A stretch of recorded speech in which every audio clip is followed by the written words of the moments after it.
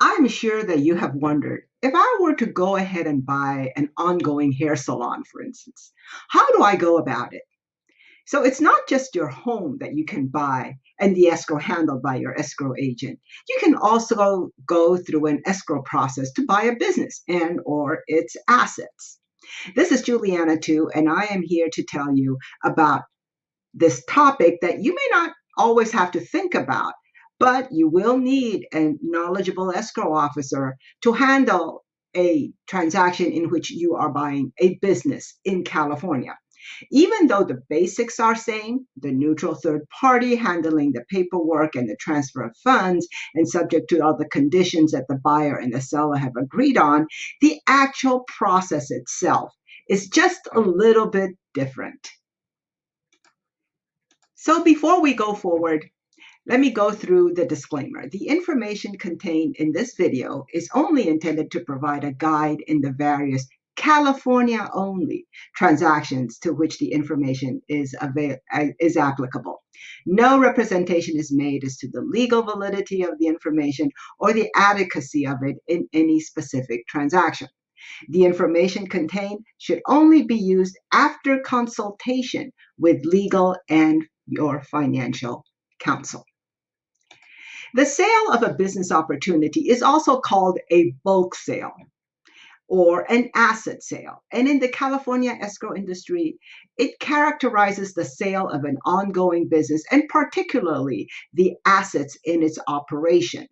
Some examples, for instance, we have a donut shop, restaurants, convenience stores, liquor stores, car washes, car dealerships, hotels, motels, any type of service industry, for instance, a dental office, an optometrist, massage parlors. You get what I mean. Anything down your commercial street that can be sold. In fact, anything that is not a real property can be part of a bulk sale and it can be sold. So why do we need a bulk sale? There's two reasons. The first one is that we need to make sure that the creditors get paid. And the second one is that we need to make sure that the buyer does not inherit the seller's debts and liabilities when he takes over this business. And so the escrow process becomes a little different from what is expected in the sale of a real estate. First of all, let me go through a few commonly used names and acronyms that are going to be used through this video. And when I talk about a particular acronym, then you will know that I'm referring to a certain government agency that we work with. So please refer to this list if you have questions in the future. First of all, the ABC, Alcohol and Beverage Control Department. This is the government agency that issues liquor license. The B&P, this is the Business and Professions Code, a government code that sets out the bulk sale law in Division 9, Article 5, Section 24074. We have the BOE, or the Board of Equalization. Now you're going to look at the CDTFA, which is following this. But this BOE is a tax revenue collection and oversight arm of the California government. It's now separated into two agencies. And for the business sales tax that it oversees and it collects, we call it the CDTFA, the California Department of Tax and Fee Administration. Another important one is the EDD, the Employment Development Department, and this is the government agency that collects all the employer-employee taxes.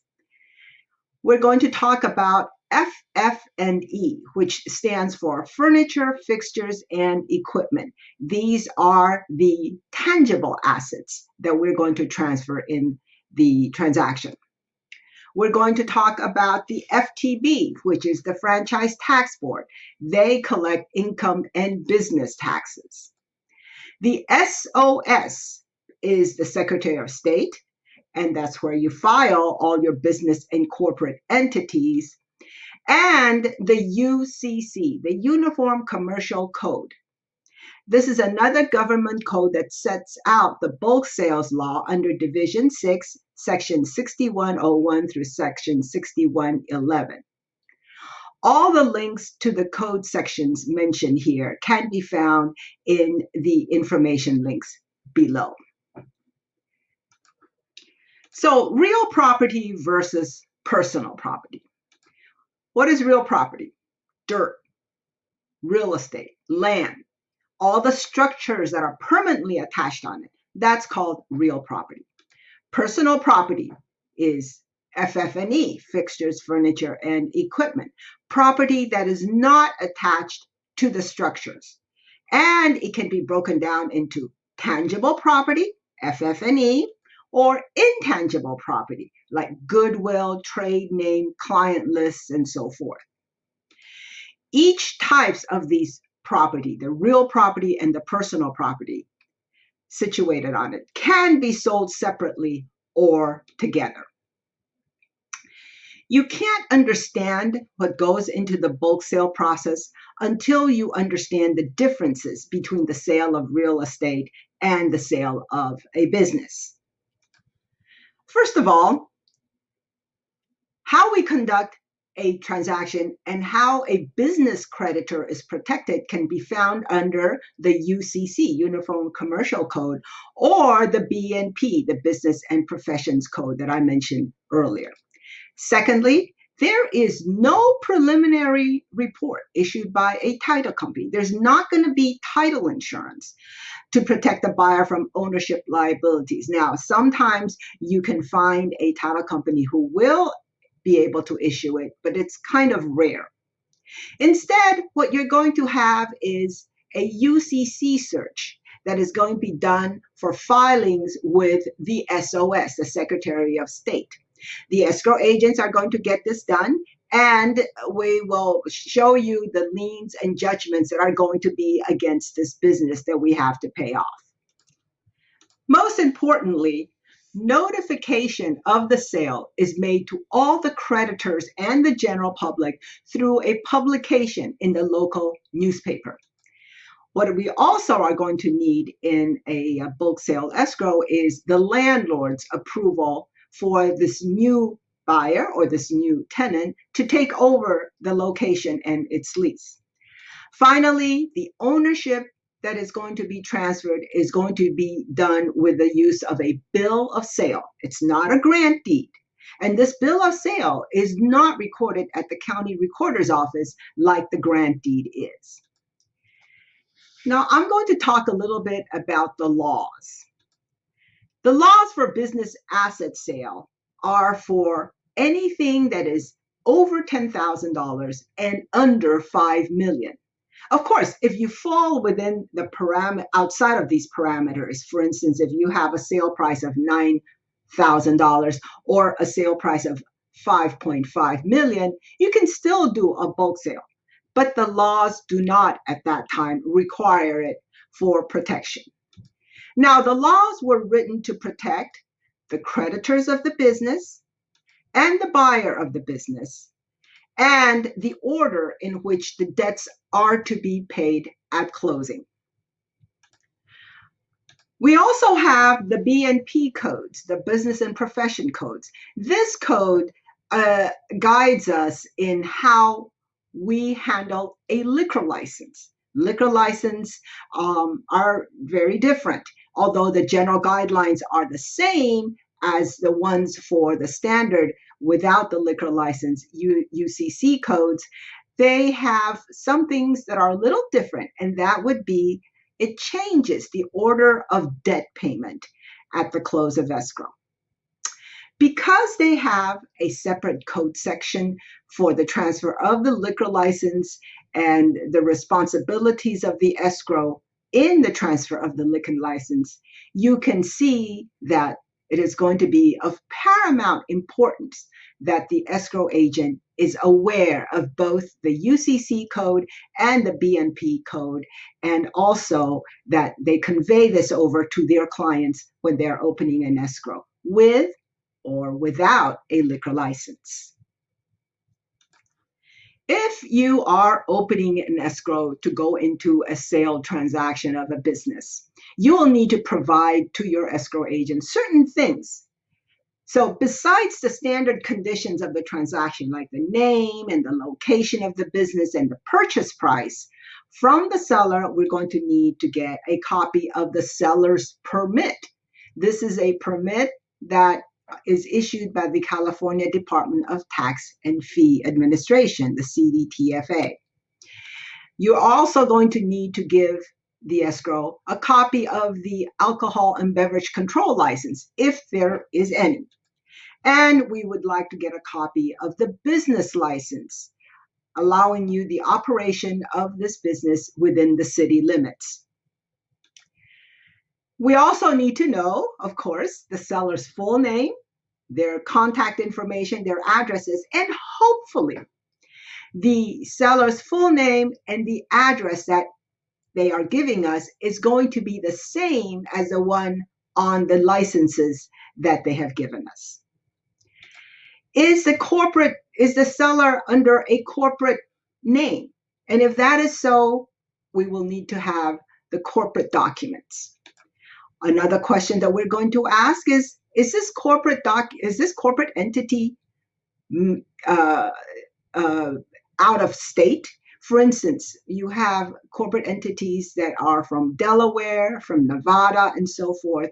And if that's the case, is this corporate entity registered to do business in California? So what we're going to do is we're going to need to find out all of this from the seller at the opening of escrow, because it could affect how we proceed. Is the seller's executive office, meaning their main office, at the location of the business that they're going to sell, or is there another location? This, of course, is going to affect where we publish the notice to creditors. We're also going to have to get the name and the contact information of the landlord, because we need to contact them and make sure that the new buyer gets the lease. And we're going to need to know what is the breakdown on the purchase price. And I'm going to talk a little bit more about that later, but this is something to consider, the breakdown of the purchase price. Also, from the seller, we're going to need to have a list of all the furniture, fixtures, and equipment that are going to be included in that sale. And from the buyer side, of course, we need a good faith deposit. We need the funds to come in so that we can start the publication and the UCC search, because unless the buyer puts the money where their mouth is, we're not going to start an escrow transaction. We also need to have the buyer's exact full name and address. And please, we ask the buyer, do not change the buyer's names within the transaction. Wait until after close of escrow if you have to change it, because if you change it during the transaction, we need to republish, and this time period is going to have to be extended for that new publication date. If the buyer is using a corporate entity, the same thing with the seller. We need to have all the corporate documents and their filings with the Secretary of State. Will there be a new loan involved? This is important because I will need to contact this new lender and get all the paperwork to them. Now, as we proceed through the opening, there's a couple of things that we're going to need in addition. We're going to ask the question, is there a liquor license involved? Is the buyer taking over the business name? Okay, the name that you can see on the store. And is the buyer going to be taking over the seller's corporate entity? Now, this is not recommended. We don't handle the sale of corporate entities, and we ask that the buyer and the seller hire an attorney to handle that part of the sale. We don't encourage the buyer to take over the corporate entity, because the buyer may leave itself open to the seller's corporate liabilities. And vice versa, the seller would not want there to be a confusion in the future and have the buyer's corporate liabilities under the same corporate name attached to him just because the creditors still remember the seller as the owner of the corporate entity. And finally, I'm going to ask you, is there a sale of real estate involved? If there is, then we will need to talk about a mixed escrow transaction, and that will be in our part 2 of our series. So armed with all this information, we can go ahead and open the escrow. So here is what you can expect, a highlight of the transaction process. First of all, the notice to creditors, which is the notice of the sale, must be recorded at the county recorder's office and published in a local newspaper 12 business days before the escrow can close. And because of this publication time involved, you can calculate that the escrow time period needs to be 20 through 30 days afterwards. So 20 to 30 days to finish this transaction is the shortest time that we need. The sooner the parties turn in their paperwork, of course, the quicker the publication can be done. Also, we ask that the buyer go ahead and inform the seller's landlord that they are going to take over the business. Either they're going to assume the existing lease, or they're going to have a new lease involved. But sometimes we prefer that the buyer gets in touch with the landlord before you open escrow, because getting the landlord approval is a very important part of it. And if the landlord does not approve this buyer, there's no reason for us to open the escrow and continue on.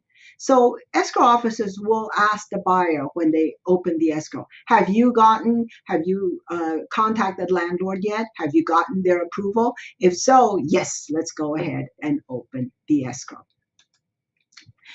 During the escrow, we are going to contact the government agencies, the CDTFA, the EDD, and the FTB. They are going to be informed of the sale of this business. And the buyer and the seller during the transaction are going to need to agree on the breakdown of the purchase price. It's going to be broken down into several categories: the furniture, fixtures, and equipment of the sale, perhaps the inventory, if there's any going to be remaining, and the goodwill, or the name, the trade name, how much goodwill is in the trade name. So, and the reason for this that is so important is that sales tax have to be paid on the fixtures and equipment that are listed. Now, if the seller realizes he does not get the proceeds at the close of escrow, then we're in good shape, because he does not get the sale proceeds at the close of escrow until after the government agencies give us a release. This is written into the code sections, and this is the hardest part for the sellers to understand, because in a real property, once we close escrow, the seller gets the money and they are gone. But in a business escrow, it is not. So it's very hard for them to understand in the beginning that he doesn't get all the proceeds, because he has to file all of his final returns with the CDTFA, the EDD, and the Franchise Tax Board based on the last day of doing his business. So if he finishes his business on a Sunday and hands over the keys to the buyer on a Monday, he has to total up all of his sales receipts for Sunday before he can start his filing of his final return to the CDTFA and the EDD after Monday. This has been a general introduction to the process of purchasing or selling a business. There are different processes for different types of business sales. For instance, a combination of bulk sale and real property sale, or a bulk sale which includes a liquor license, or the sale of something more complicated like a car wash, a hotel, and so forth. As I said in the beginning, you walk down a commercial street and every business on that street can be bought and sold. So join me in my part 2 of the bulk sales as I go in depth on the other types of business transactions and what to watch for. Meanwhile, today my t-shirt is from Jethro Tull. As you can see, my husband is a music fan, and since he is a baby boomer, he likes baby boomer music, like Jethro Tull, a British progressive rock band. Remember Aqualung and Thick as a Brick album? There you go, Jethro Tull. Thank you all for watching. Tune in for part 2 of my bulk sales. Until then, keep safe. This is Juliana too.